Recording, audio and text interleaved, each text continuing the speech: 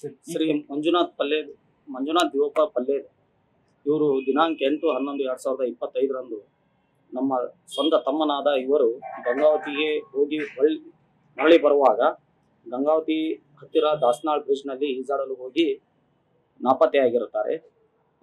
ಈ ಪ್ರಕರಣವಾಗಿ ಗಂಗಾವತಿ ಗ್ರಾಮೀಣ ಪೊಲೀಸ್ ಠಾಣೆಯಲ್ಲಿ ಕೇಸು ದಾಖಲಾಗಿರುತ್ತದೆ. ಕೇಸ್ ನಂಬರ್ ಬಂದ್ಬಿಟ್ಟು 304/25.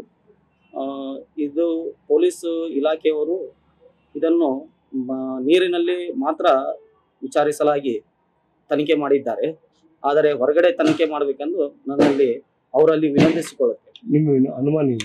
ನನ್ನ ಅನುಮಾನ ಆ ಹುಡುಗ ಏನೋ ಮಾಡಿ ನಮ್ಮ ಹುಡುಗನ್ನ ಮುಚ್ಚಿಟ್ಟಿದ್ದಾನೆ.